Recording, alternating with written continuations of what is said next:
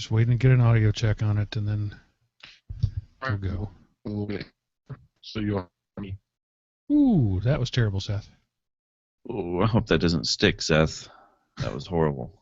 Breaking up or what? Yeah, Cylon-y. You were very Cylon-y. like you were last night. Man, I don't know. I don't know what to do. Well, you may not be able to do anything at this point.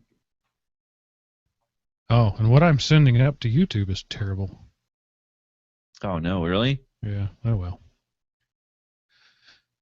There's literally nothing I can do. I have killed all the bandwidth I can kill. Without getting people angry at you? Oh, no, they're already angry. Oh.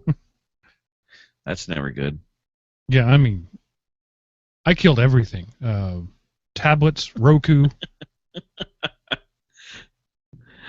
Like read a paperback book or watch one of the thousands of DVDs I have ripped.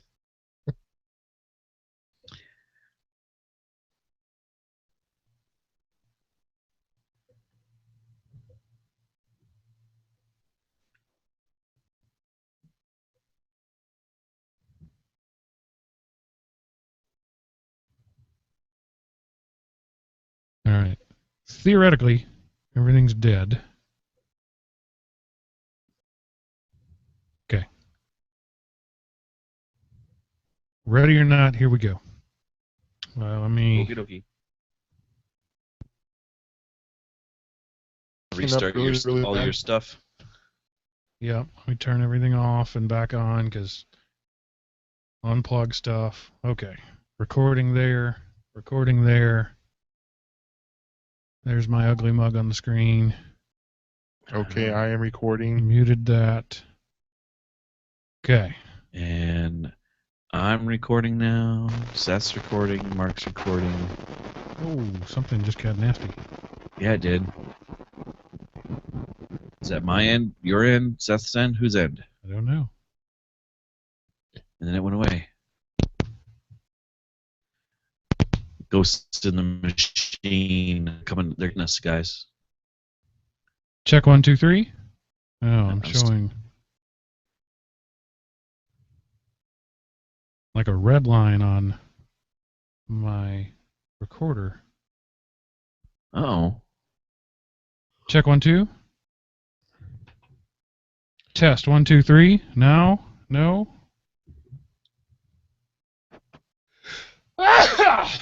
Bless you. And again. Bless you again.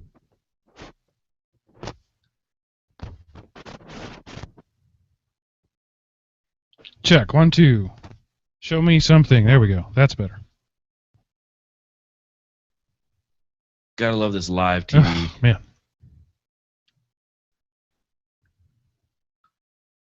Okay. Making a marker. Starting a show. Sweet. Did I ever come up with a title? No, I got distracted. I need a title.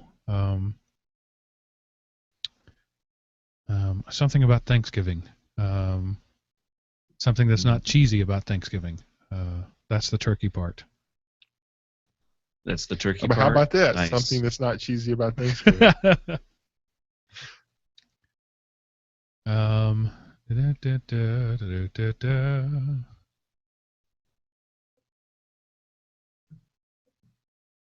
Thanks. Seriously. Yeah, that works.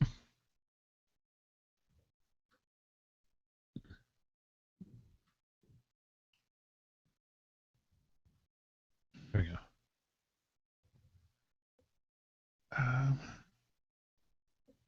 we go. Now I need to restart my machine? What the fart?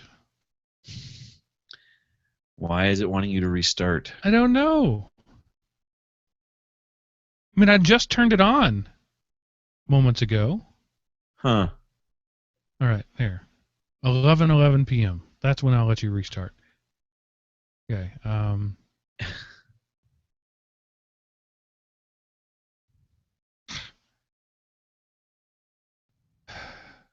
Slow down, Mark. Breath. 2. Okay. Hello, everyone, and welcome to Everyday Linux episode 215. Thanks. Seriously. Thanks.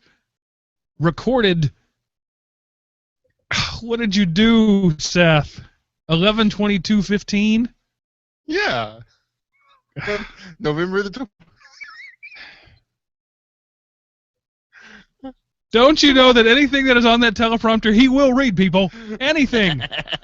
Come on, you recently talked about how you don't even need that. You can just No, not that doing part. other things. It's the show that's not about Linux but about life in the context of Linux.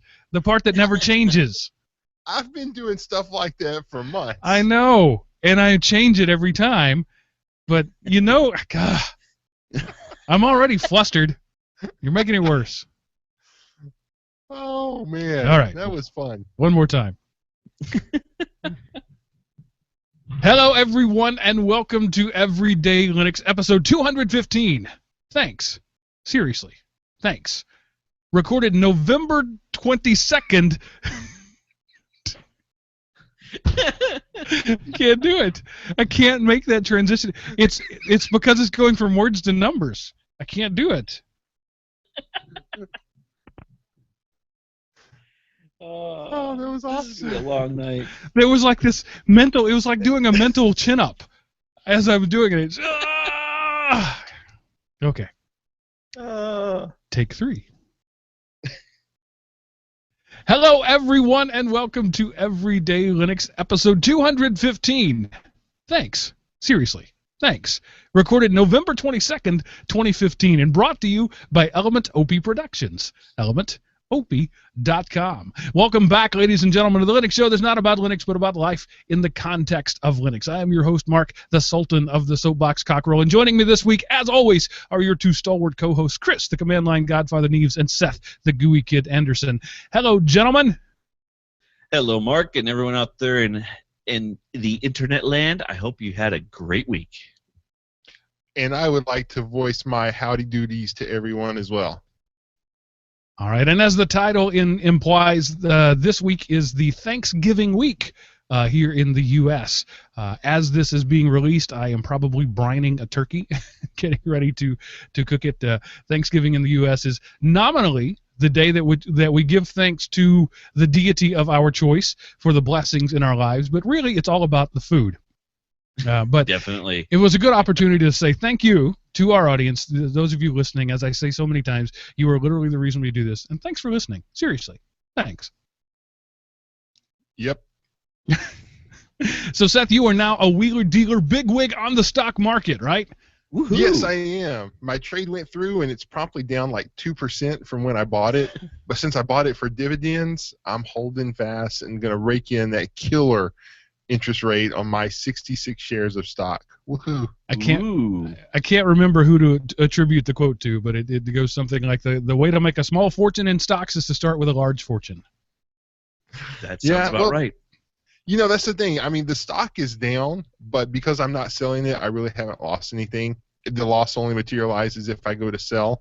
But since I bought it for the dividends, as long as they keep paying dividends, and they could cut their dividend in half, and it would still be over 6 times what I make in my savings account. So I'm happy. Which isn't much. I mean, that would Right. be like 6 times what you make in your savings account would be 1%. No, I get 0.95. Oh, I got one wow. of those super High interest. Yes. Yeah, internet-only Wow. savings accounts. That must be Ally. So, Chris, you're going through something that I went through very recently, and that is the first of the formal dances. Yes. My son is a freshman, so he has started his formal dance career, at least as for high school time goes. He just, as of the day before recording, he was walking down the aisle with a lovely lady, all dressed up. So, fun times. All right. God, I'm getting old. So, did he have a woman type person with him? He did have a woman type person with him. It was not his girlfriend because he doesn't have a girlfriend yet. Thankfully, they were just a bunch of friends that all wanted to go. So Right. it works out great that way. As I refer to my daughter's guy person, he's the friend boy. He's a friend He's the friend. who happens to be a boy. He is not a friend boy. Although Yes. there is trouble in those waters, I hear recently. The friend boy may in fact no longer be the Friend Boy. The Uh-oh. FFB, the Yes. former Friend Boy. Yes. There you go. The dramas of middle school American. I just wanted to comment on something that we've talked about just as recently as the last episode. This idea of capitalism and profit and seeking the lowest price for the best thing. Recently, just because I thought I wanted the experience. I went to the Alibaba.com website, which is essentially Amazon for Chinese manufacturers, and I was looking for some swag that I could give out to the Element OP audience. Just not a big thing. I didn't want to spend a lot of money on it, right?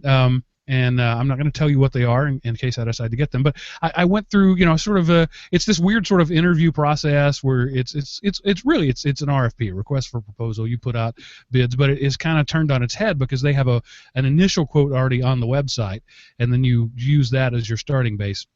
And I'm learning about, different forms of verification, free trade certified and things like that, and different types of payments and how you can accept something. You accept ownership of it when it leaves their dock, so you own it the whole time it's on the ship, or you say you don't own it until the time it gets to your dock. There's all kinds of neat things like that, and so I just wanted to dip into, spend $100 on some, widget made by Chinese slave girls, and just see how that whole thing went. But what happened was I got totally caught up in the things that we were talking about. This manufacturer was making it for 95 cents a piece. This manufacturer was making it for 75 cents a piece. Over here, wait, they said they could do it for 40 cents a piece. And what I'm talking about is something that I would typically expect to pay $3 to $5 for in the U.S. And people who are buying these are buying them in bulk in the thousands for 50 cents a piece, and then selling them for $5. So it was just amazing how I was getting so caught up in that thing at this competitive bidding process. This one here is 85 cents per unit, but their minimum order is 500. And this one over here, I can get it down to 75% a unit, but the minimum order 7 cents per unit. The minimum order is 1,000. So that's $750. I don't want $750. So all right, so what if I spend $250? What can I get? Well, when I back that down, and I found myself completely forgetting that this is a livelihood of somebody on the other end. And I'm actively negotiating with these people. Shenzhen, China is roughly 12 hours difference from us. So my 10 p.m. is their 10 a.m. So I could actually interact with these people live. And I'm haggling over literally pennies per unit, the difference between a $100 order and a $110 order. Meanwhile, this person I'm talking to is trying to feed a family, not only their family, but the family of all their employees, and I'm haggling over $10. And it made me realize that, these things that we decry so often are so easy to get sucked into without any malice of it. It's not that I didn't like these people or anything like that, but my greedy capitalist, as Seth would call it, mindset kicked in, and then I started just arguing with these people over the simplest thing. It's like refusing to give a waitress a tip because she didn't refill your tea all the way to the top. These petty things that people do, and I just thought it was interesting that I found myself, after sitting behind this microphone and pontificating so many times, I found myself sucked into the exact same mindset. It's interesting how easy it is to slip into that, isn't it? Yeah, it's very easy. You don't realize that. You don't realize because you're so caught up in that moment that you don't. It's like you didn't. You say, I would never do what I just finished doing. Oh my gosh. Yep. So. And it's kind of spooky. And then I was like, well, okay, now I've got this manufacturer. I've checked out all the credentials, and I'm speaking to somebody who obviously doesn't speak English as a primary language, and so there's a little bit of a barrier there. So it's like, okay, I think I'm pretty sure about what about print screening? Can I get like the Element OP logo on it? All right, so I threw that out there. Is that a service you offer? Sure, we can do that. I found that every Chinese manufacturer will agree to everything. Yes. Really? Whatever the answer is, yes, we can do that. Because they're trying to strive for the pennies out there. But it was like, so this 75 cent per unit thing is now $1.95 per unit because I want one of text on it. Wow. Dang. No, that's not going to happen. So it's been fascinating to me, and it's a good experience. I'm glad I'm doing it. And I don't know. I may totally get ripped off. I may send these people a couple $100 and get nothing. But that was the cost of going to school in this case. So we'll see what happened. I just wanted to see what it was like dealing directly with a Chinese manufacturer, because that is, the world has outsourced their manufacturing to China. Pretty much. And if you want something made, all these Kickstarter programs that are doing it, they're all going straight to Shenzhen and having something made there. Your iPhone, your Android phone comes out of a manufacturing shop in Shenzhen, most likely. My watch, I know, definitely did. It shipped from there. So anyway, It's just crazy. Just a neat sort of thing to think about. It is. Yeah, I'll be interested to hear of what ended up happening. To see the end product when it's all done. Well, Yeah. And speaking of Kickstarter woes, we have a story about that later on in the newscast if it doesn't wow. get cut. It's almost like I had planned this. No, I didn't. So, Chris, you spoke a while back about the fact that it was time to redo your firewall. Yep. How is that thing going? How is the network retool going around Casa de Chris? It actually went pretty good. It was a little more forced than I was anticipating. I didn't get I haven't wired every room like I wanted to when I originally moved in and wanted to, had illusions of grandeur. But I did find out that my lovely pfSense firewall decided to go on me, and I had to rebuild everything from scratch. So 2 access points and a new hard drive in the beige box, and now I have a lovely OpenSense router instead of a pfSense router. It was an interesting changeover to go from one, because it's a fork of pfSense. So I do a lot of the tools already. Just had to find all the new buttons to click because it's a little bit different. So what's different about it? What are the significances of OpenSense versus pfSense? I assume that they're based on the same project. They're based on the same project. One is using a BSD base, and one is using what's the other one? I don't remember off the top of my head now. But it's just basically the underpinnings is a little bit different. One's running, like I said, one's running, and I just blanked everything. Let's see. Is it just a different fork of BSD? Yeah, one's BSD, and then one's running under a different form of Unix. So Okay. it's just a different tree is basically all it is. But the GUI is a whole lot. It's a little easier to manipulate. It's a little more laid out, more common sense like. But you're the command line godfather. You're not supposed to care about that. I'm not. Well, not really. But when you're doing something as a one-time off thing and you don't want to have to touch it again, who cares? But some of this, like the thing that definitely made me look this way versus pfSense again was the way they have their services laid out. It's a little bit easier to configure the squid proxy, and a little bit easier to do the intrusion detection. Stuff like that was a lot easier to do with OpenSense than it was for pfSense to do. And it's just a way that it, put it all in a nice, pretty box for me to type in. It just made more sense to me, so far at least. Haven't seen any difference in performance, so that's nothing changed there, but it's definitely a very interesting experiment. So if it continues to stay OpenSense, I'll keep running it, but if I have to go back to pfSense, I'm going to go back. But right now, OpenSense is doing a pretty good job. All right. Well, let's move straight from there into some listener feedback. Black Veils, that's what he goes by, says he hates both Firefox and ads. Okay. Says, I've always used an ad blocker because I have a genuine difficulty focusing when something is blinking at me on a page. Over the years, I allowed adverts for websites I frequently visit and like if I respect what they do, but I draw the line at blinking items. So I have to block those unless I can consistently avoid the distraction. Says, I use Firefox, but not for casual reasons. I eventually got sick of the bloated performance of web pages. I thought getting a new computer would help. It did not. So frustratingly, I had to eventually block all ads and junk everywhere with uBlock and FlashBlock just to get some sort of decent page loading.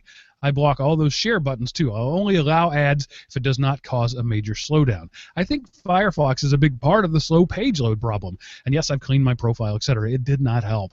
I don't know how anyone could use Firefox for casual reasons when the performance is terrible. Well, Black Veils, I don't have that experience at all. Firefox is my primary browser both on Windows and Linux, and I don't have any performance issues at all. So I'm not saying that your experience isn't valid. I'm just saying I don't share it. Yeah, I don't either. I personally just gave up my Chrome addiction and going back to running Firefox exclusively just to see if I jumped ship too early. And so far, I find Firefox a lot better of a browser than Chrome ever was, as long as I keep it clean. You know, the less plugins and add-ons and themes that you use, that seems like that helps Firefox a lot. When you start loading it up with all those extra add-ons, it seems that's when it starts puking on you. Yeah, that's what I was going to mention is what plugins are you using with your Firefox? You know, Download Helper seems to cause a lot of performance issues. Some theme or some plugin you got and you forgot you had it in there could very well be the cause. So go in and see what happens after you totally remove that plugin. Sometimes just disabling it doesn't take its hooks out of Firefox. Yeah, the only plugins that I use on a regular basis are the ad blocker of the day, whether it's uBlock Origin or the one that I just switched from that I'm totally blanking on, AdBlock Plus, and LastPass. Those are the things that I run.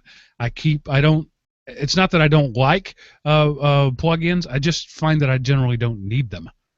So those are the things that I do. Have a YouTube downloader when I need to download my own stuff primarily.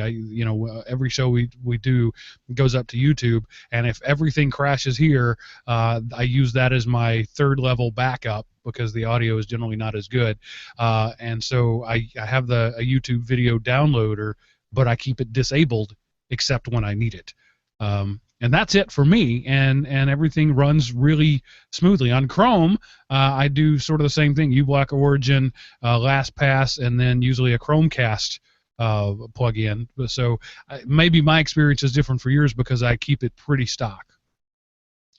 Yeah, I think I just pulled mine up, and I have 5 plugins. uBlock Origin and LastPass, StumbleUpon, Foxy Scrubber, and Pushbullet. Those are the only ones I have plugged in. Everything else is turned off or removed, especially in the plugins tab. I have a lot of that stuff marked as asked to activate on almost everything. Yeah, and if you run a hardware firewall, or even something like OpenDNS, you can set the ad blocking at that level and take it out of the browser. So ads are blocked at my entry point so that my machines don't have to do it. There's a lot of those. I talked earlier about OpenSense and pfSense. Those are in there. Those options are there in that router firmware. So if you wanted to use it to block it on the gateway level, that would be an easy way to do it. I think doesn't Tomato and DDWRT have those options in there too? DDWRT certainly does. I'm not sure about Tomato.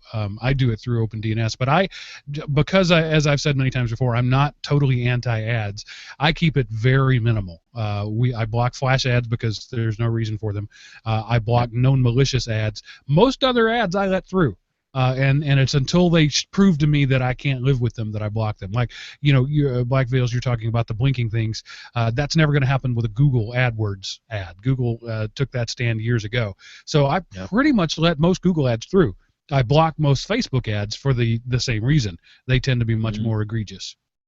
See, when I was setting up my uBlock, the only thing I have turned on for uBlock is the malicious blocking. So, I remember before I was saying I never run an ad blocker. Well, I ended up having to because of the malicious stuff. I was doing some research and it just was becoming a nightmare.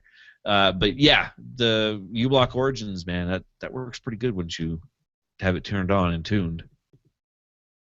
All right, moving on. Isaac likes honey pots anyway. He says, hey guys, I was wanting suggestions for a honeypot server for cybersecurity systems. I'm very much into CLI, so if it's CLI heavy command line interface, that's awesome. Also, Nano is what I use as a text editor for when in a terminal because it makes sense. All due respect, Isaac. Isaac, I have only run honeypots in the context of mail servers, and that was a decade ago. So I'm going to have to ask these guys if they have any ideas because I got nothing. There's quite a few honeypots. Go ahead, Steph. Yeah, I was going to direct you to honeynet.org. So you can there's a honeypot bundle Linux distro based on Xubuntu, and you can kind of download and play with that some. It's HoneyDrive, right? That's the one that they're selling there or giving up. HoneyDrive. Yep. That's the command line, or not really. It's as command line as it can be, but the honeypots anymore, there really isn't any honeypot level for the like the consumer grade. They're all big iron or big metals that you need to have to run the honeypot systems anymore, and they're because they'll be DDoSed if you're running it on your own software pretty quickly. Yeah, pretty quick. Yeah, it's one of those things. I would definitely recommend not running a honeypot if you're running residential type networks. Instead, run something with Snort, as an intrusion detection, because then you're getting something similar, but you're still taking care of that issue, but without being DDoSed into oblivion. Yeah, and whatever you do, make sure it's a VM. That way you can easily reset it. Yep. And you don't have to go through backups or whatever. So, and yeah, if you're I don't know, if you're somewhere that has Google Fiber, maybe you can get away with running a few honeypots on your system. But like in my house, I really couldn't do that. So, even if you have fiber, I wouldn't recommend it. Back in the days when I was a mail admin, I had a couple of honeypot addresses that existed specifically for the purpose of flagging spammers. It was an address that was only listed on a web page, never actually used. So if somebody got that and sent mail to it, I knew they scraped the web page, and I immediately blocked that URL or domain or sender or whatever. But in terms of setting up a system out there and just waiting for it, all you got to do is throw Windows 98 on the internet, and you've got a honeypot. Set that up in a VM and just watch, and you're good. Just make sure you have it blocked from going into your network, because then it isn't a honeypot. Then it's a gateway and a big door. And moving on, Fuzzy says, thanks. Hey guys, I don't remember if I ever thanked you for your mention of ObiTalk service. It's wonderful. It really saves my dad the effort of having to remember how to use a cell phone. He's got memory problems. I gave him his old phone with an Obi, and he's just fine. Thanks a ton, Fuzzy. Obi Hi, the little device that you can buy for $50 or $100, depending on what model you get. Plug it into a Google Talk account, not Google Voice account rather, and boom, done. I've been using that now for 3 years as my primary home phone. That's not true. It's my home phone. It's not my primary phone. But we use it for everything. It's the kid's primary phone, and it works great. And it was like $100 one time, done, over with. You can plug a fax machine into it, anything you want to do. And for a while there, it looked like they weren't going to support Google anymore. Now they're a preferred Google provider. So some backs got rubbed in there somewhere. So check it out. OBI.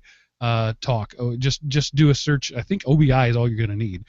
Search that, and you'll find you can buy them at elementobi.com/Amazon, and depending on what you need. So if you want a fax machine or an old style answering machine, which you really don't need anymore once you got a Google Voice account. So somebody calls my home number and leaves a message, I get it sent to me in an email because it's a Google Voice account, and so wherever I am, I can check the voicemail. So check it out.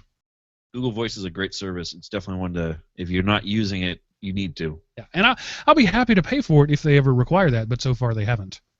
Yeah. It used to be Grand Central, then Google bought Grand Central. Russ says that I'm an ageist. Says, hi, Mark, did you really say that 78-year-olds would not know about different hard drive speeds? The ageist brigade will be after you. I don't happen to be a 78-year-old, but if I was, I would be upset. As a listener from the UK, I really enjoy your podcast. It gives me insights into U.S. culture. If you change the name, please don't change the format. Russ, age 77. So he just missed my cutoff. Yeah, watch out, Russ. Next year, terrible things, man. Now, I believe I haven't gone back and replayed the show, but I'm pretty sure I was talking about in the context of Seth's specifically 78-year-old dad. And I may have made some generalization that your typical 78-year-old isn't going to know the difference between a 5400 and a 7200 RPM, and I stand by that. I didn't, Russ. You are the exception that then proves the rule. Definitely. And I know a lot of younger ones that would not know the difference unless you actually pointed it out. Well, they wouldn't know what RPM means, so Well, true. And I don't want to say that I indicate that I'm denigrating Seth's dad. Seth's dad's a really smart guy. He just never cared anything about computers, and you have to care about computers to get into the difference between interleave speeds and all that stuff. Mm-hmm. Yeah, he was like a teletype repairman, so he retired from communications and everything before computers were really big. So, the granddaddies of computers and the granddaddy of the interwebs is what he helped build out and keep running. And when he retired, he had no interest in sticking with it. That part of his life was over. He was done. Yep.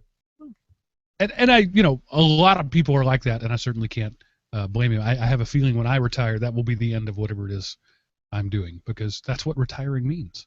I bought him a Kindle Fire tablet at a pawn shop. And so I showed him, I signed in with one of my many email addresses, and I showed him how to get the free books because that email address had no credit card ever associated with it, so he wouldn't be able to buy something if he tried.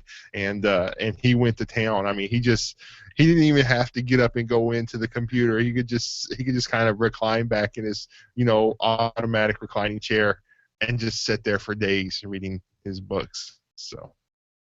And that doesn't really apply to anything, but but you got that love of books too, because your idea of a good weekend is a stack of books.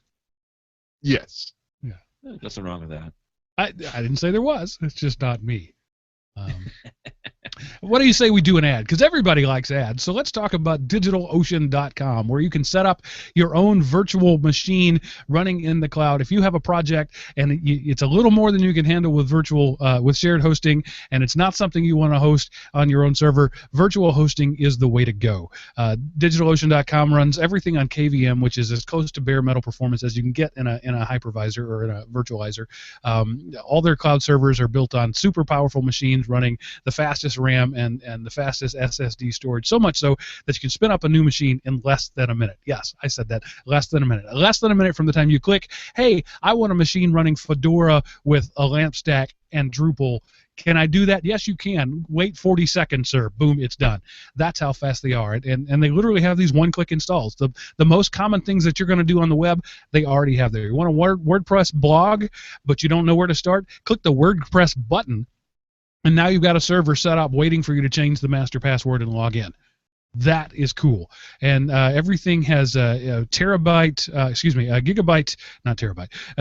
internet access. Virtual private networking is available if you just want to deal with things in your own little virtual network. IPv6 support is there. Nobody's using it, but hey, it's there. All this stuff for pocket change, just slightly more than you would pay for shared hosting. And in fact, in some cases, it's not slightly more at all.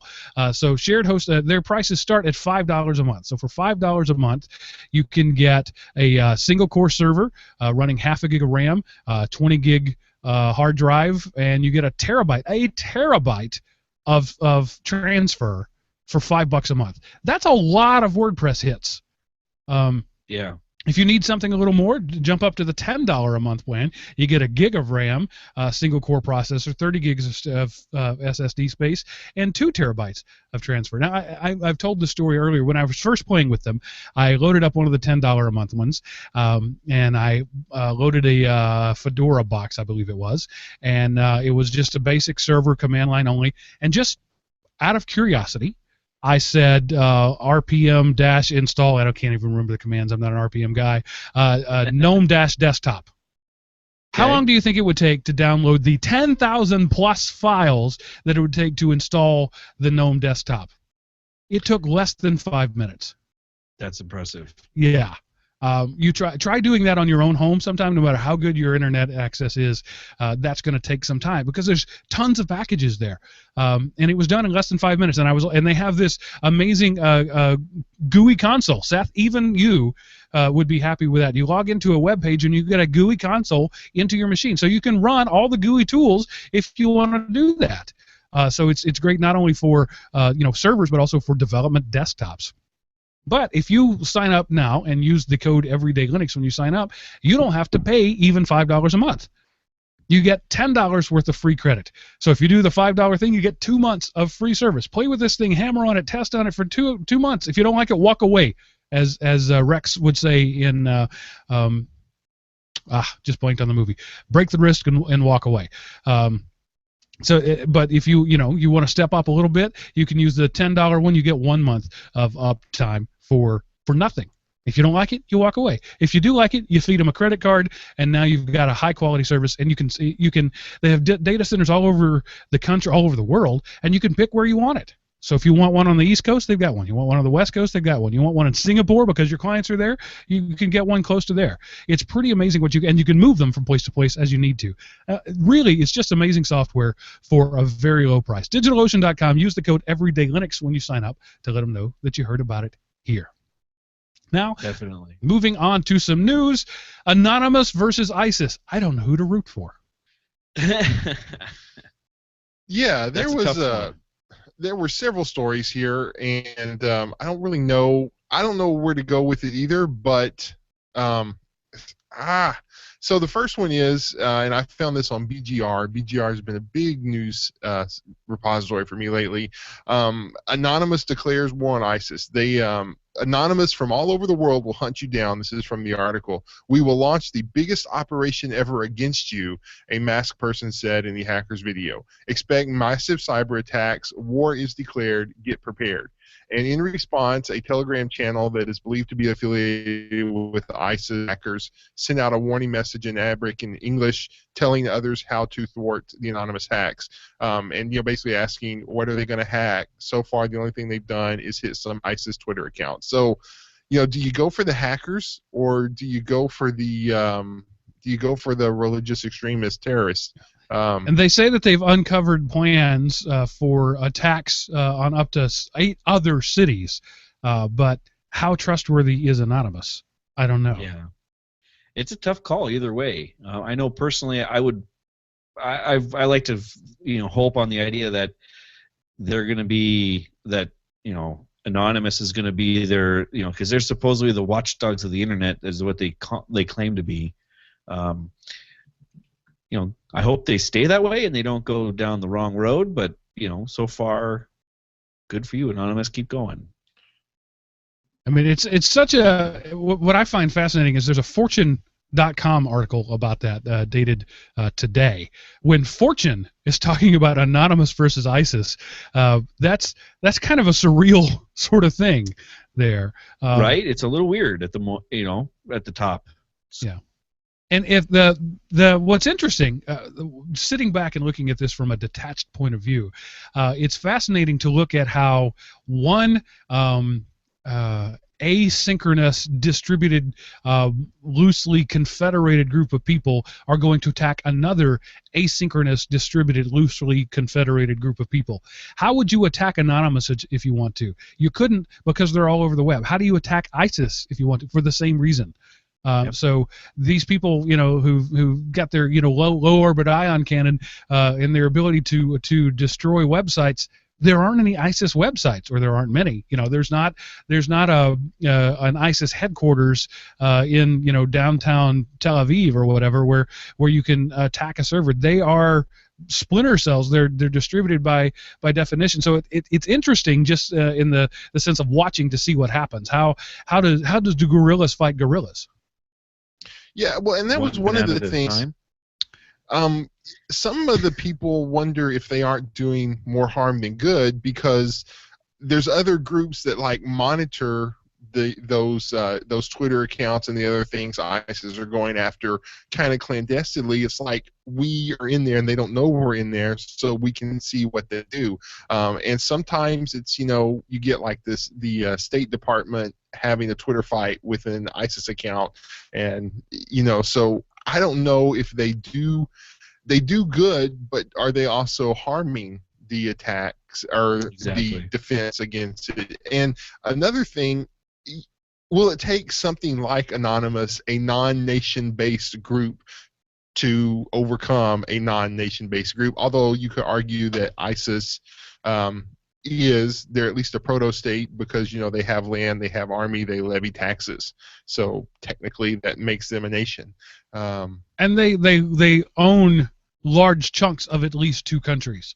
So it's not far off to say that they are legitimate. Well, legitimate is a difficult word to define, but de facto governments of a couple of countries. But is it fair to say that they are the Islamic State? That's what Yahoo calls them in their article, Anonymous versus the Islamic State. I don't know that that's a fair characterization either. Well, ISIS is the Islamic State. So, but not really. Well, that's what they're trying to be. Right. They're all, you have Al Qaeda and whatever some of the other ones are, but ISIS is actually, they're trying to establish the caliphate there in the Middle East and grow and expand from there. So. But what's interesting is it's one of those who leads Anonymous. Nobody knows, and if somebody stood up, somebody else would argue with it. It's the same thing with ISIS. Yes, they want to be the Islamic State, but there are enough pieces of Islam that nobody's ever going to have the official mantle of Islamic State. I want to be careful that we don't paint all people who believe a certain thing with the same paintbrush as these people, because Islam is more than just ISIS, and ISIS is more than just Islam. Right.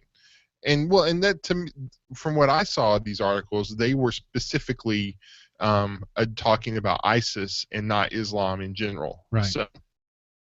Yeah, it's one of those, because a lot of people, when you think of Anonymous, they're thinking of Gen Xers and millennials, primarily millennials, and you tend to think of disaffected American or at least European Western culture youth.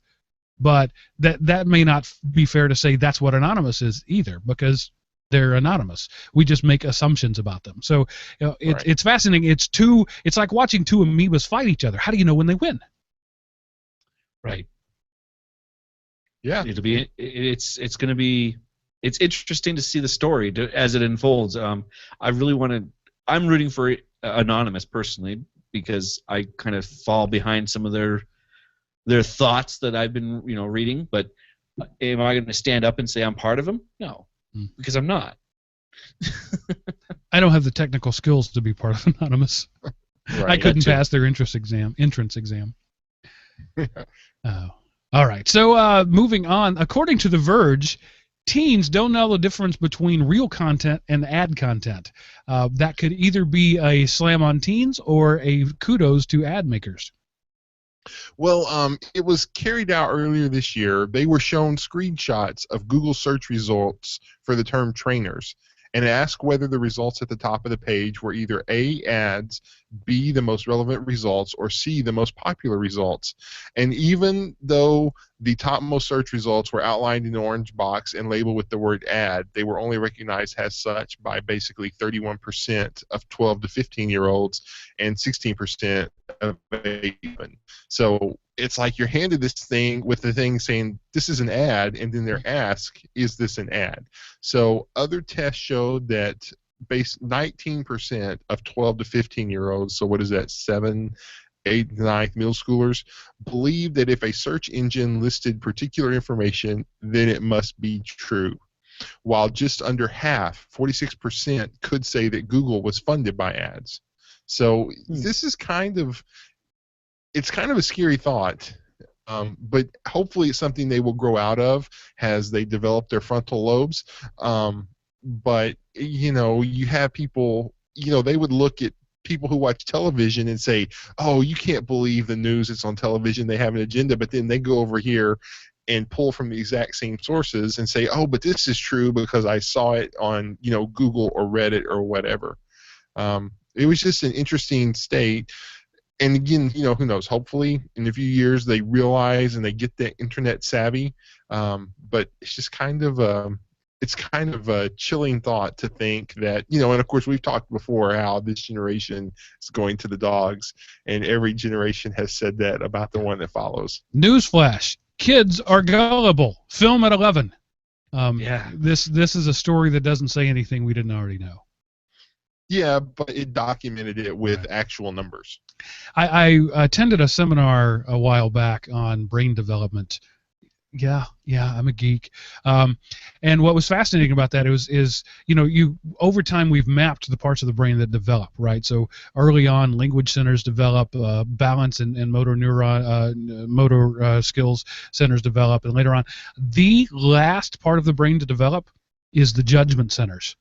Largely because it takes all those other things feeding together to make the judgment centers. But in the average brain of I don't even want to qualify it. In the average brain that they examined, the judgment centers are not considered, quote, fully developed until 24 years of age.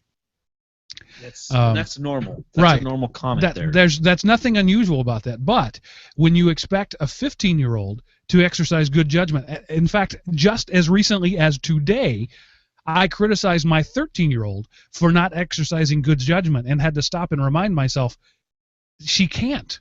She's not capable of exercising good judgment. Her brain is not. It's like you would yell at a paraplegic for not running the 5K. It's not something that she's capable of doing right now. But they look like adults. They're the same size as they act like adults, and it's hard to remember that these college kids, right? These kids who are doing the million student march right now, begging for everything for free, and people are slamming them for not being not thinking things through. They can't think things through. They're just now learning to think things through. It's the 45-year-old in line with them that you need to yell at. There you go. Yeah. And that's a hard one to remember, because as we think back, we don't see the the thoughts that we had at that age as ever being broken, because we didn't know the difference, right? Exactly. We thought they were good judgment because we didn't know what good judgment was. And besides, we're smarter than the average person. So everybody thinks they're smarter than the average person. Right. Yeah, whatever average is, your IQ is a few points above it, just across the board. Yep.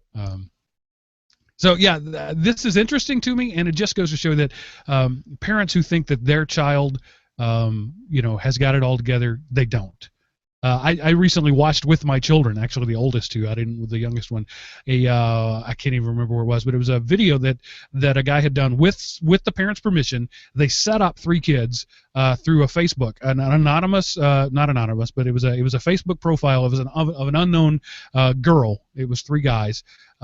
And the profile was only a couple of days old. All the things that you would look for to see if this is something you should watch out for. And these kids their parents had told them. I have told them about, don't talk to strangers. That the whole thing, don't trust people on the internet. We've had this discussion. My kid has it. All 3 of those kids either got into a car or a house of somebody that they didn't know, someplace they'd never been, with a grown-up, thinking everything was okay. Wow.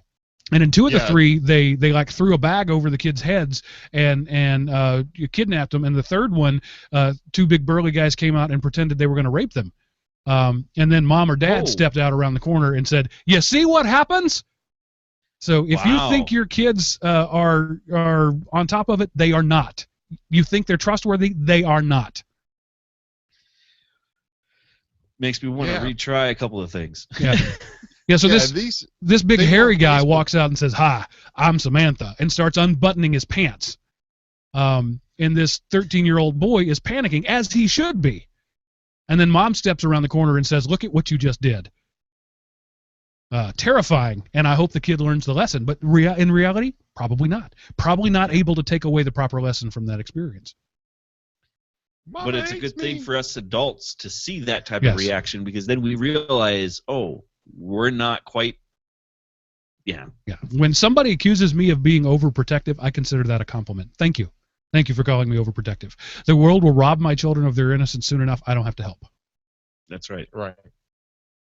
All right. Moving on. Yahoo wants to kill ad blockers. Well, of course, their business is ads.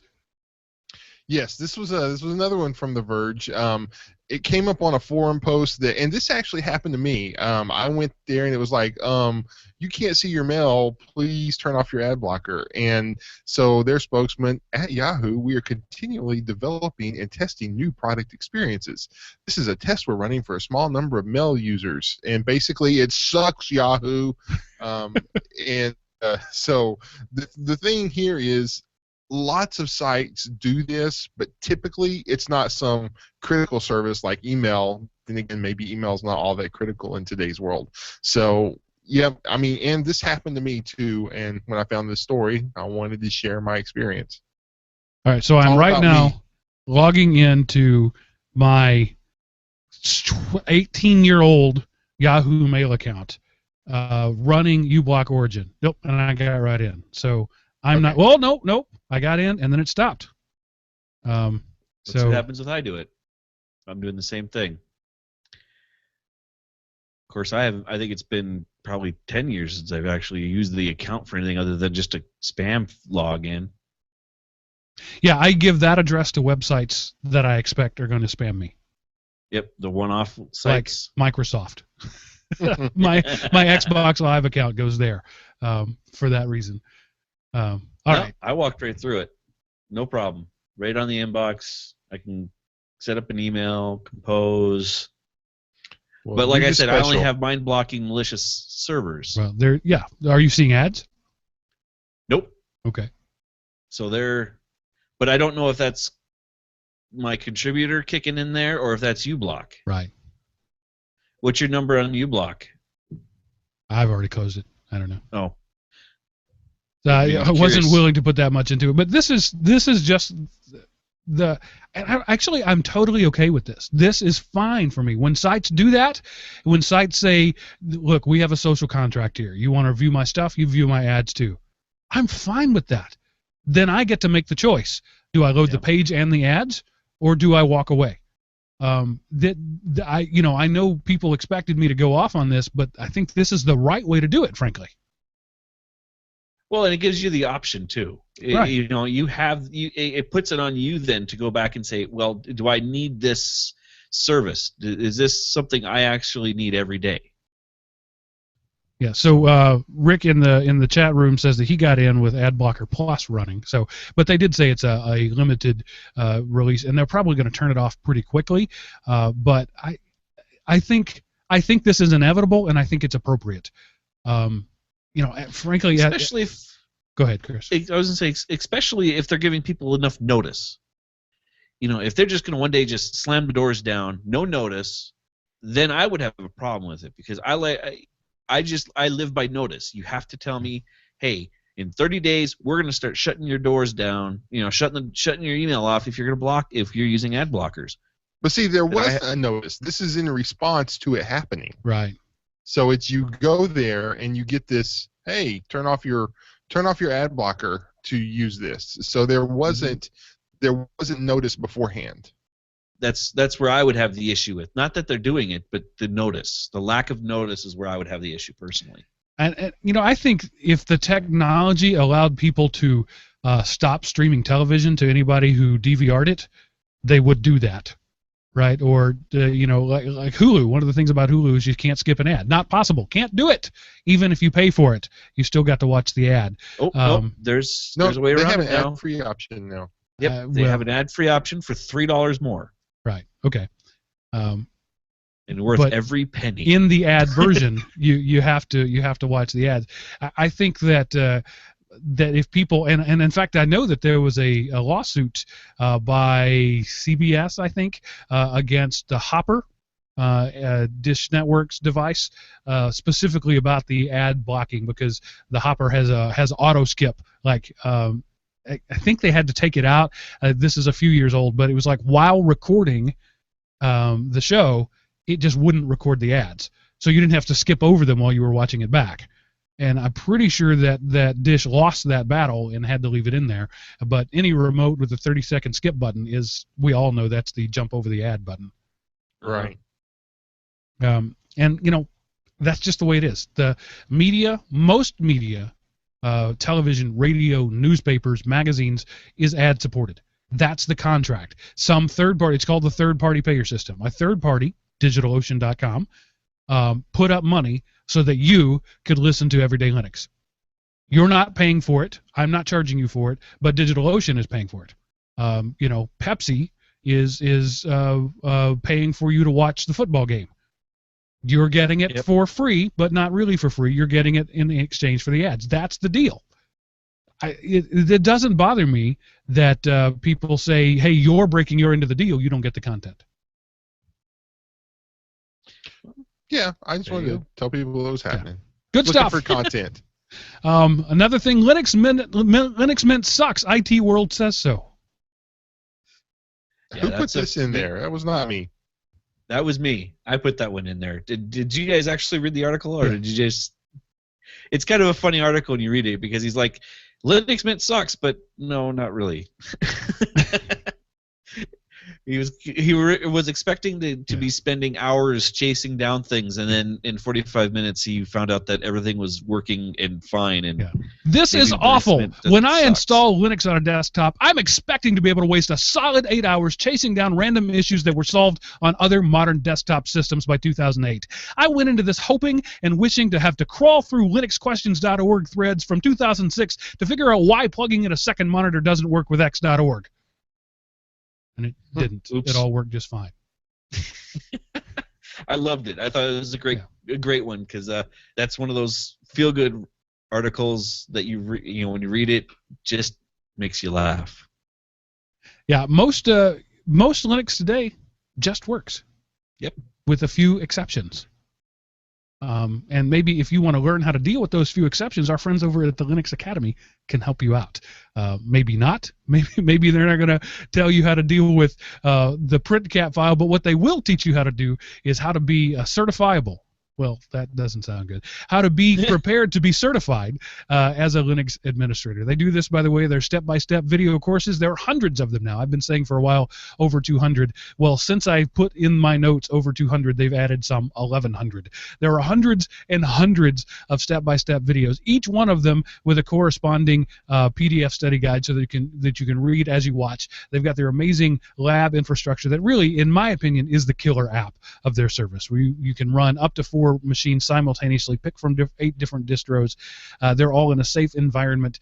They have the lesson plan generator where you tell them how much time you have to spend and when you have that time, and they will keep you on track with your learning. It's a custom syllabus for the college course of your choice. It's really pretty amazing what you can get. And beyond that, there's the quizzes, the integration with the people who are going to offer you the certifications, and it's so much more than just Linux now. It's AWS, it's Ruby on Linux, there's just so much more than just Linux at the Linux Academy. So there's a smorgasbord of stuff at a bargain basement price. $29 a month is their highest price. Their highest price is lower than most people's lowest price, $29 a month if you just buy month to month. But if you buy 3 months at a time, we call that a quarter in the biz, it's only $69. So there's a $10 discount right off the top there. Well, let's see, $20. I can't do math. And then if you buy annually, it's $229 a month, which breaks down to just under $18 a month. So it's almost half, not quite almost half. Again, math not easy. It's really hard to do math and do language stuff side by side. If I'm just doing math, I can do it. But I'm reading and I'm talking and I'm trying to do math. Not so good at that. But $18 a month is if you buy a year. But don't go buy a year. I'm telling you right now, don't do that. Don't go buy a year. Go buy a month and check it out. And after the month, make the decision. But all you have to lose is the cost of a gourmet pizza. You can spend, if you have a girlfriend, you're already spending $29 a month regularly. So And the way to spin this to your girlfriend is, honey, let me spend this $29 so I can make more money in the future to spend more money on you. Yeah. So that's how you good that's work. how you spend it with them. Yeah, it's an investment in your future. It literally is. I get email from people saying, I started on my new career with Linux Academy thanks to you. That is amazing. I love getting those emails because, Mike, who used to be a butcher, now works in IT, and he credits Linux Academy for at least part of that experience. That's amazing. He's Mike the former butcher now. Now he's Mike the IT guy, largely, or at least partly, because of LinuxAcademy.com. But if you use the code EverydayLinux when you sign up, the $29 a month, the $69 a quarter, and the $229 a year, that's all bogus. You won't pay that much. You get a special rate. I'm not going to tell you what it is, but go to linuxacademy.com/everydaylinux or use the code EverydayLinux when you sign up, and you will pay a special rate. Thank you, Linux Academy, for sponsoring us for some 3 years now. Cool stuff. Wow, it's been 3 hours with them now. Yeah. I always forget how long we've been with them until you bring that up, and it's like, wow, 3 years. Thank you, Linux Academy. Thank you. It's worth every penny. All right. So iPads are good for efficiency. They can really automate tasks, including making you screw up. A record shows a study shows that iPads help pilots make errors more efficiently and faster. Sweet. Yes, this was it's kind of a funny story. And on August the 1st of last year, a Boeing 737 operated by Qantas performed a tail strike, and it's basically when the plane goes to take off, it doesn't quite have enough power, and the back of the plane kind of hits the runway a little bit. And the Australian Transportation Safety Bureau concluded that the strike was caused because the co-pilot, when trying to figure out how much power was needed, inputted the weight wrong in the iPad. So the iPad wasn't integrated in the system. They were basically using the calculator function, and he put in the wrong number. So then he got a power setting that was too low, and so it was still enough to take off, but it kind of scraped the paint on the back of the plane that they found out when they landed. So it could have been anything. This just happened to be an iPad, and I thought it was funny because apparently, among other things, iPads help you screw up faster too. That sounds about right. Yeah, and to give the guy some credit, he was doing numbers like 76,400 kilograms, and he typed in 66,400. You can't expect the guy to do that kind of math in his head and fly a plane. Right. Oh, come on now. Flying planes are easy, I thought. Yeah, it's one of those things where because the weights are always different when planes are taking off because of how much cargo they have and everything, it's not like, wait a minute, this number seems low. I'm sure if he would have put in, like, instead of 76,000, 7,600, he probably would have noticed. But, the amount of thrust required for the extra 5 or 10,000 kilograms probably is just going to be, oh, we must have light flight this time or something. It's I'm not.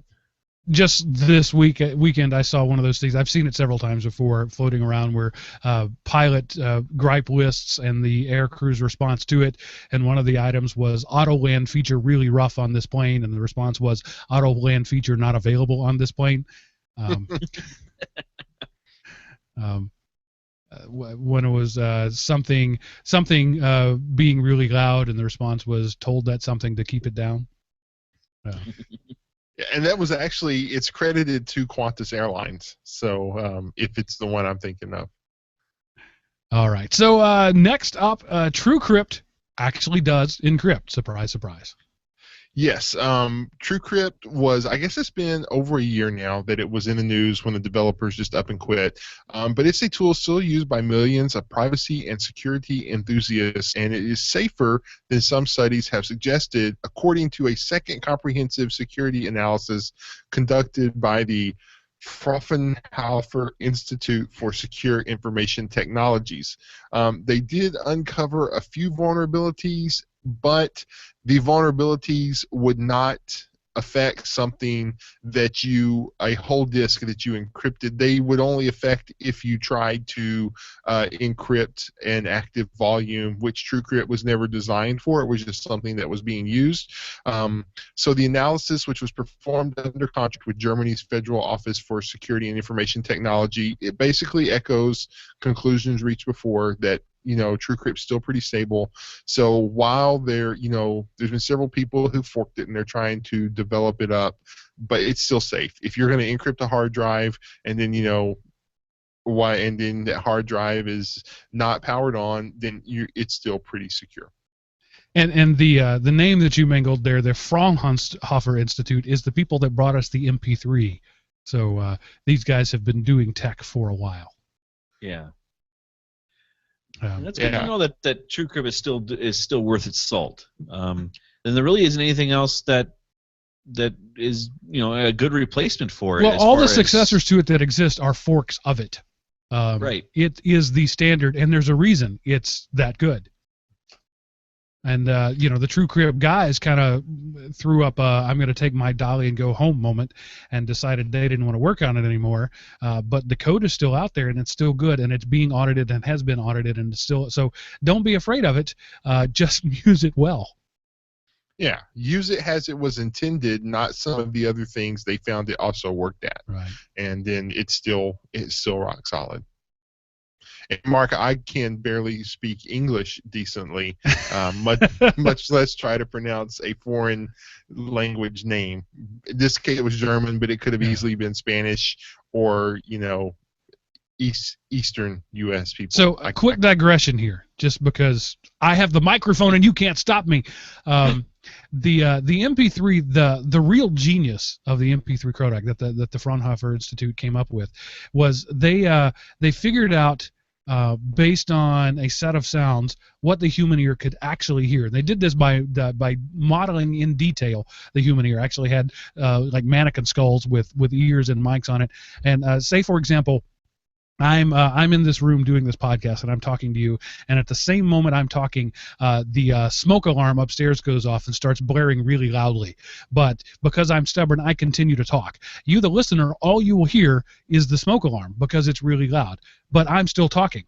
What the Fraunhofer Institute did was they figured out in music there are things like that's there, that it's strings being plucked and horns being played, but you can't actually hear them.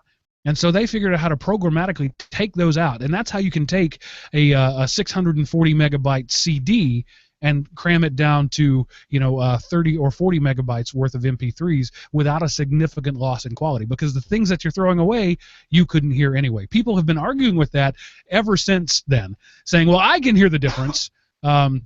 They're wrong. Can. It's the same vinyl versus digital thing. Vinyl has more bandwidth that can carry more information. That's absolutely true. It can also carry so much information that the human ear can't hear it and the human brain can't process it.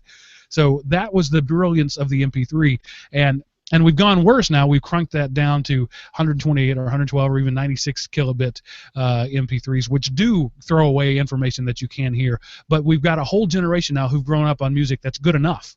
We don't care that it's not perfect. We care that we can put 1,000 phones on our arm as we go running, and that's a big deal. The original iPod, their sales things was 1,000 songs in your pocket. And so the world cared more about convenience than quality. Surprise, surprise, as the world will always do. Yep.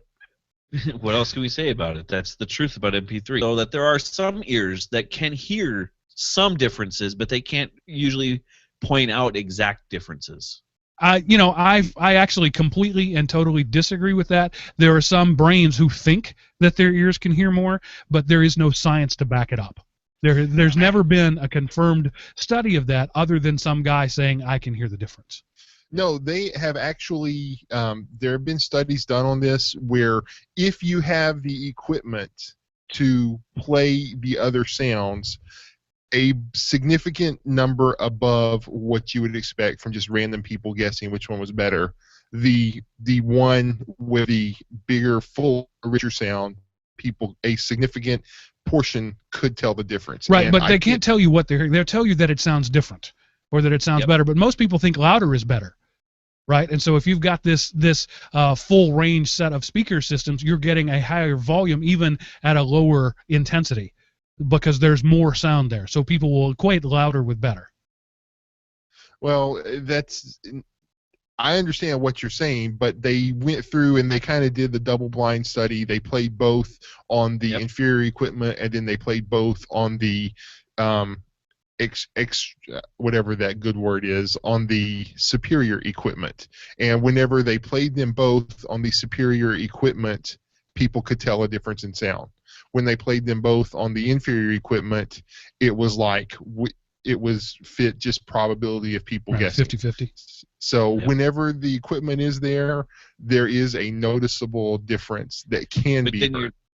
But then you're talking immense amount of equipment. Right. You know, the average Joe Schmo is not going to have the equipment needed to do this, nor would they have the sensitive ears to do it anyway. Right, and I've read those studies that you're talking about, Seth, are probably the same ones that you've read, and the science there is iffy, right? It's because there's a whole different set of things. This inferior equipment you're talking about, we're not just talking about frequency response, but we're talking about the ability to make the room reverberate and the sound bounce off the floors and the walls. And those are things that are more natural, and we expect those sort of things. So yes, it gives a more real, but that doesn't necessarily make it better. I tend to fall down on the side of the numbers. The numbers show that for an incredibly high percentage of the people, there is no ability to notice the difference. But in a certain, when you put people in these scientific experiments, at least the studies that I read, there was so much subjectiveness put in there that it's just really difficult to call it good science. Right, which is why I'm not going to go back and look up the study. Yeah, maybe you know something. Maybe you know a study I don't. But here's what we do know: Syria, surprise, surprise, doesn't like open source. Yeah, getting this back on track. Syria secretly sentenced free software developer Basil. I'm not even going to try his last name, to death. And then Larry Lessig, who, if you follow computing in America, you probably have heard of him. He says, for most in the free software, free culture movements, the worst that ever happens is the sneer from a copyright lawyer. But in the Middle East, the fight for freedom is generic. To stand for the right to create and share freely is to risk the most extreme response. And this man is now suffering the most extreme response. He has been imprisoned by Syria's, and again, Adria, ADRA prison since 2012, but in October he was transferred to an undisclosed location, and his wife, who is a human rights lawyer, reports that he's been secretly sentenced to death by a military tribunal. So this is, free software and, free as in speech software. Sometimes the cost is more than just somebody saying, but I want to get paid. So sometimes there's real costs involved, and it's good to just keep that in mind. When you live in a country where speech isn't free, and you consider software speech, free software isn't free, and Mr. Cartabill is going to pay the highest price possible for freedom, thus remembering the old adage: freedom isn't free, ever. What else can you say about it? So there's two ways you can look at this. You can say this is the software's fault, or you can say this is the oppressive regime's fault. And depending on which side you fall on, you're going to pick your side there. I'm going to say that this is the government of Syria showing us why we don't want the way they run their government to spread. Yep. Yeah, there we go. I'm getting all right-wing political on you there. So what else can you really say about it, though? I'm tired of reading these stories, but I got to do it. A brand new form of cryptoware has been launched. It's probably not fair to call it new. It's a spawn. It's a spin-off of something already existing. Yes, this strand of cryptoware is dubbed the Linux Encoder 1 ransomware, and it was designed to attack the specific company's e-commerce platform. And the thing is, they fixed this back in 2014, but of course, people are never going to update their e-commerce sites because they don't want to take them offline to do them. And it's not really something, even though Linux is in the name, it doesn't attack the Linux OS. It attacks the software that runs on the Linux OS in much the same way that Adobe vulnerabilities attack Adobe on Windows. They don't necessarily attack Windows. And so people would get, their e-commerce site was hacked, and then this was installed, and so they pay the ransomware, which was 1 Bitcoin, which was about $300 at the time of this story. But the script that would de-encrypt their files would put useless junk in there, making it useless. But luckily there was a vulnerability in it. It uses the time, has the hash, or has the seed, the salt, to set the password. And luckily that information, that metadata, is stored default by Linux, so people are able to go in and decrypt it using the time that the file was altered. So there was a way out, and you could do some command line weirdness that Chris could probably tell you all about to fix it. But this is one of those where there's cryptoware. In one sense, hate stuff like this, but in another sense, if you're using stuff that hasn't been patched in over a year and this is your business, you would think you would want your business to be secure. I understand not installing stuff the day of, but sometime within a year, maybe you should have done it. And luckily Whoop, he just went away. He'll be back. That was weird. Did you hit the mute button, Seth? I think he's gone. Seth, are you there? I can. Oh, now you you're hear back. Okay. Welcome to the internet. Thank you. I lowered the resolution on my camera a little bit. All right. I'll figure out how to edit that later. Actually, you didn't say anything till I was done. So. Oh, great. Okay. Or you just didn't hear it because it was being queued up. Steve Gibson talked about this on Security Now a couple of weeks ago, I think, and essentially it was lazy coders were taken down by lazy bad guys who were thwarted by hardworking good guys. So it's all. What can you say? When you just drop in something into your server without knowing what it is, you are trusting those people, and the Magento people proved to be not trustworthy, not because they were malicious, but because they were lazy. And then the sysadmins who dropped Magento straight into their corporate infrastructure without checking on it were equally lazy. And then the bad guys who wrote the code were even more lazy because they didn't come up with random salt. And so in the end, you can get it all back. And it's just, sanitize your inputs, people. Check your code. That's the moral of this story. Check your code. Yep. Garbage in, garbage out. But again, you can't blame the Magento people because they fixed this problem over a year ago. Right. Yeah, software has errors. All software has errors because it's made by people. And believe it or not, people aren't perfect, despite what the people may think. So, they had a problem. They fixed it, but people didn't bother to update it. And maybe Magento didn't take as much care as they could have to notify or force people to update. But again, that's on you, right? If your little update thing is jumping up and down in the corner and you choose to ignore it, that's on you. Yep. Yeah, that's the way it works. All right. Poor Hala. It's just they were on the ropes and then they were back and now they're on the ropes again. Yeah. I don't think I'm going to get my tablet.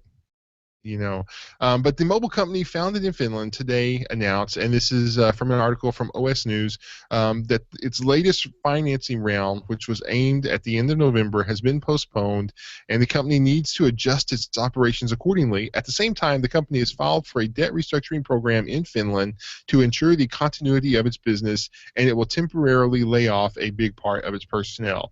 Basically, it just, if you've ever seen something circling a drain, and it makes those concentric circles, and each one gets a little bit closer. It's a little bit closer, and it's about to go down. And I've lost my. I don't remember if this one was Kickstarter or Indiegogo, but dadgummit, I went and bought this. I was gonna get behind them, and I was gonna do the whole tablet experience, and no, they're dead to me. Well, they're just dead, not just to you. Yeah, to me and They're dead to everyone else in everybody the now. world. So once you start throwing deck chairs off the Titanic, it's pretty much over at that point. And no matter how many deck chairs you throw off, you can't get the ship wide enough to stay afloat. Holla is it's time to holla at you. It's going away. But I'm following for a life raft right now. yeah. Yeah, I'm sure they need to get double tapped so they don't pull a zombie on us. All right, and the last up for you gamers out there, World of Warcraft is no longer going to be about war? What? What? Is peace breaking out in WoW? That was my clickbait attempt at an article title, and this is from Polygon. Just days before BlizzCon started, the news from them is pretty bad. And it seems to be looking more and more grim. The developer revealed that the game was down to 5.5 million subscribers, its lowest number since 2005. It was launched in 2004, and it's also no longer going to be sharing subscription numbers at all. So, WoW has it's endured 10 years. EverQuest, which was the big one before this, they were in and out. I mean, there might still be EverQuest, but it exists in the same way MySpace still exists. If it does, WoW has been that Facebook top line status for over a decade, and it might be going down. Yeah, it's impressive that it's held on this long. To tell you the honest truth. Well, it's reached that point now where a newbie doesn't stand a chance because all the regular players are all level 73,000 whatever, and you can't stand. And that's one of the articles says here. One of the solutions is that they're pursuing is making World of Warcraft more easily accessible to people, not just in terms of can you run it on more stuff, but can you start out with a character that can actually do something. An instant power up pill or something that you don't have to take because you can play the different characters and see which one you like before you take it. But even if you power up to somebody's level, they've had 10 years to equip themselves with all kinds of items that you don't. And if the noob can get the exact same items you quested the last decade of your life for, then why do you want to play it anymore? Right. So it's good for the noob. It's bad for the long-time player. But at the same time, if there's going to be noobs, you have to give them the ability to catch up. If you want World of Warcraft to only be the guys who've been playing for 10 years, well, Warcraft is going to die because eventually those guys get married and have kids and can't play anymore. Which is a sad day. They move out of their mom's basement, and they get a real job, and they put a tie on, and they can't play Warcraft anymore. And that's the main problem with any of these type of games that have special gear that have long lives like WoW does. Because I know friends that have been playing since the beginning, and you see their characters, and they say, "This is the one I started with. This is the one that I created a couple of years later, and then this is the one that I started just recently," and there's sweeping difference between the oldest character on the list versus their newest character on the list when it comes to their gear. So I don't know how these things work, so I'm totally talking out of my head here. Let's say that you could be ranked from 0 to 100. Don't give people the ability to buy up to 100, but give them the ability to buy up to 60. So they can at least be competitive, so that 260s can compete with 100, and then they have to work their way up from there. Well, they do. They have the level booster that because right now I think everyone's when you start a new character I think you start at 60-ish, but that defeats the purpose for the guys that have been playing through 60 and plus. It's been a long time since I even looked at the WoW startup because I never got into WoW. It was one of those things I didn't want a second job because that's what WoW looks like to me. It looks like another job. It really is. I went to a college a trade school with somebody who was an alpha tester. That's how long he had been playing WoW. And it's basically D&D on a computer. And if you've ever played D&D, I mean, that's a job, taking care of your character and all of that kind of stuff. And it's the exact same. It's super in there, and it's hard work, but I don't know, couldn't they have a beginner's area and then a free-for-all area segregated that way or something? Well, I'm sure. The only game I have played, the only MMORPG that I ever played was the Halo Online thing, right? And there was no place for me. I would spawn, I would die. I would spawn, I would die. I would spawn, I would die. And the only way it was any fun was for me to do my own matches between my friends. But that gets pretty old because you're playing the same 8 guys. So it's the same problem anywhere. You get too good at it, and you're so good at it that you've sucked all the fun out of it, both for you and for them. It's no fun killing noobs, just like it's no fun being killed every time you start up. So I think maybe you just got to let it die because you're 10 years old. Congratulations. Move on to another game. Or find a way to segregate it, like Seth was saying, where you could graduate from the kiddie pool to an adult pool, because that would be another way to do it. But in doing that, you then triple or at least double the amount of servers you need in order to run this game that is now losing members.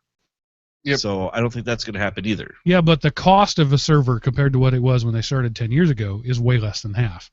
So, Yeah. Anyway, we'll see what happens with this game that I've never played.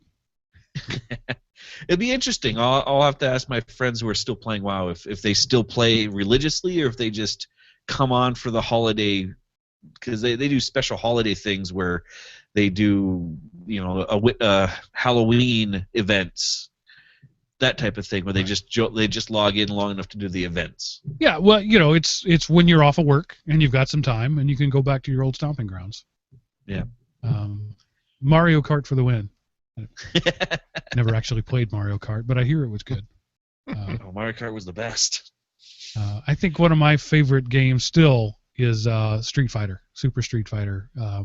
It's just not there. It doesn't get better. Yes, it gets more graphical, but in terms of gameplay and camaraderie, it just doesn't get better than Street Fighter. Street Fighter was a great game. It still is. Technically, it still is, because there's still Street Fighter. Yeah. Street Fighter 2. So other than Super Street Fighter 2, that was the game with Blanca and Chun-Li and Dhalsim and all those guys. Were there playable characters other than Chun-Li? I don't remember. Yes, there were. Lightning kick for the win, huh, Seth? Seth was the one-button press king of the world, and it's so frustrating to fight a guy who's not doing anything but pushing a single button and get your butt kicked over and over again, or at least I've heard. I would jump as well. So. Corner press with the lightning kick. I know the exact type of person you are. And then I'm Guile, high kick, low kick, sweep. There's these combinations that after a while you could be reciting pi to the thousandth digit and your fingers would just know what to do. Yeah. And kids today are playing games that are so complicated. There's 26 buttons on the controller, and you need a 104 key keyboard to keep up. But I'm an old guy. Seth, tell us about something that really old guys could remember back before even I was born. What happened this week in computer history? Okay, well, a month ago we told you about the first message that was translated over the ARPANET. So this week in history, November the 21st, 1969, the first permanent, not the first connection, but the first permanent ARPALink net was established between UCLA and the Stanford Research Institute. So that happened this week in history, all the way back in 1969. Yeah, and so let's see. My geography sucks. How far away is Stanford from UCLA? I don't know. Idea. Okay, if only there was some repository of information we could look. I'm going to have to do that really quickly. Google Maps, Stanford University, because I know UCLA is obviously in LA. So let me move back. Seriously, I am such a troglodyte. I don't even know what state Stanford University is in. No, it's in California. I do know that. So these two universities, relatively close together by internet standards, could now talk to each other anytime they wanted over the two machines that were connected. And that was a big deal in 1969. Yep. And it went too far out. Everything starts somewhere, right? And this is where ARPANET became internet, and thanks to Al Gore, we all have it. There's a Stanford, California. I just learned that today. I did not know. I did not know it was actually the name. That was the name of the city. So I learned something today. We were so dumb. It's just amazing how little we actually know. All right. Enough about that, and I just accidentally refreshed the page, so I'm not sure where we are. Yeah, Seth, tell us your show closing spectacular. Okay, well, first of all, if I want to let you know, it's approximately 350 miles between the two. Okay. So, but my show closing spectacular, I came across this video, and I've watched it a few times just because it is freaking awesome. It really is. It was. Batman versus Darth Vader. But it's the alternative ending. It's not the original.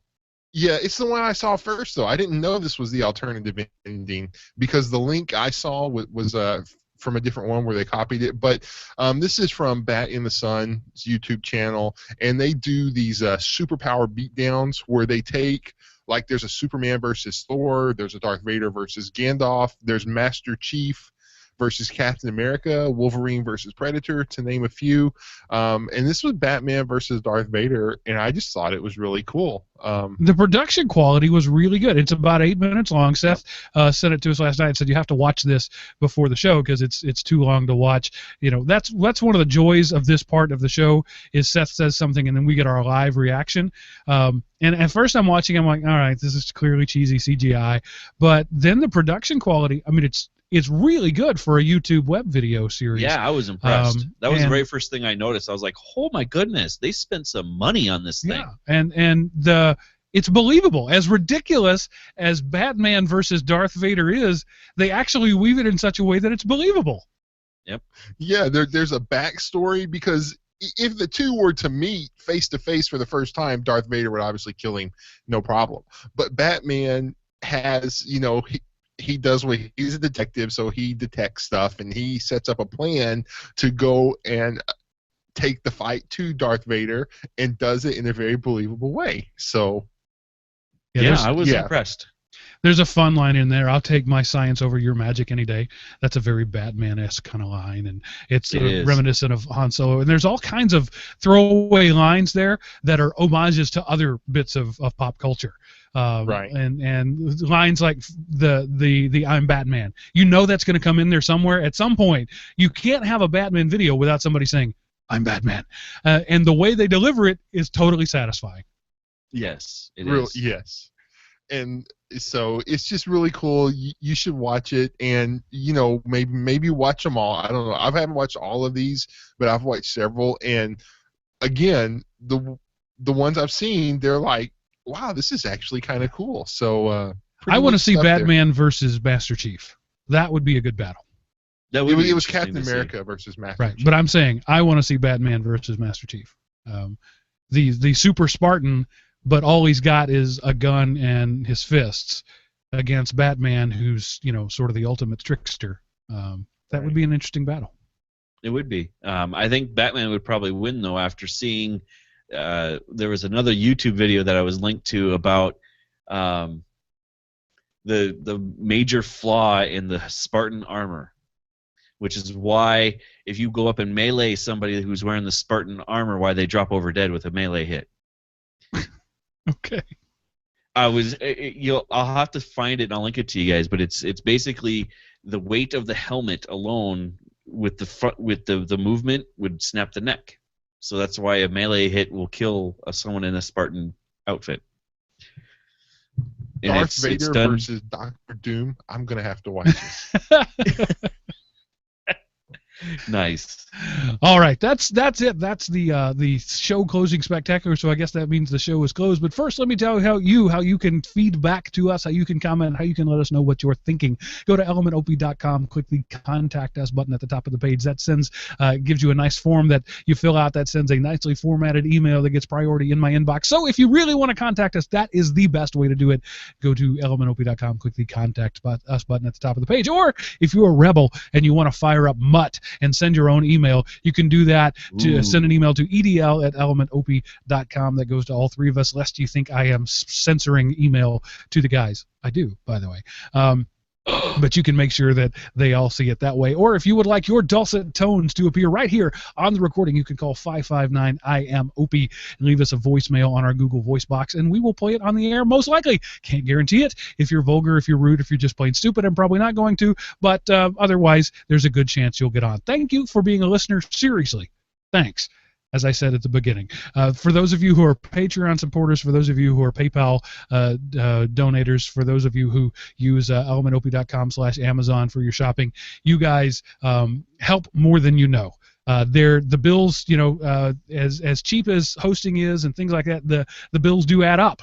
And you guys are paying the bills. You're making this so that I can do this without any significant overhead on my part, which is my family thanks you for that, and I thank you. And I'm actually, over the last couple of years, I've been able to kick these guys some cash every month. Which is kind of a big deal. They put a lot of work into this show, and I'm not paying them much, but I'm paying them something. And if you directly contribute to the show, it doesn't just go to me, right? So I pay these guys.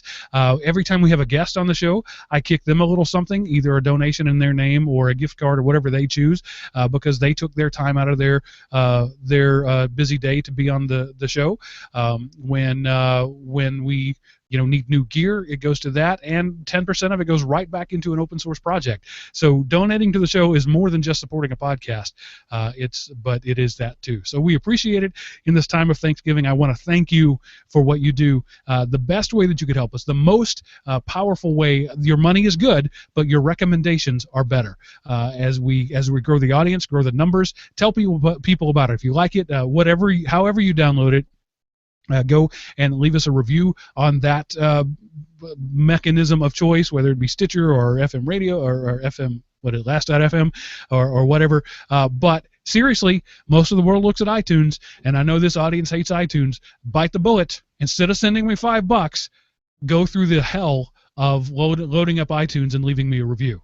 If you'd rather just send me $5, you can do that too. I should now get thousands of dollars rolling in for people who don't want to touch iTunes. That would be interesting if we actually did get thousands of dollars in because people didn't want to do iTunes. So, but about Patreon, patreon.com, search for Element OP. It would mean a lot to me personally if you would go pledge a penny, right? It's not about the money. It's about seeing the supporters. I know that we have an audience of not hundreds but thousands, and we haven't even hit hundreds. We haven't even hit dozens on our Patreon supporters. And again, it's not about the money. It's about the show of support. I would love to be able to fire up that thing and see 3,000 supporters, all of which are pledging a penny. I'm totally fine with that. You don't have to actually put much money into it, but just put your name out there and say, I am supporting you, and let me show it that show of solidarity. That would be awesome. So that would be my Christmas gift. If you're looking, what can I get Mark? You can go to patreon.com and search for Element OP, or go to elementop.com/Patreon, or click the link on any of our show notes and just sign up. Put your name there. Make up a name if you have to, but just say, I stand with Mark. I would appreciate that. Now, that was way more than I intended to say, so I'm going to just say see you next week, because that ends this episode of Everyday Linux. Toodles. See ya. All right. I think we lost our one viewer. Rick, if you're still there, hi! Thanks for hanging out with us. And bye! Bye! Hey, Mark, do you have the flub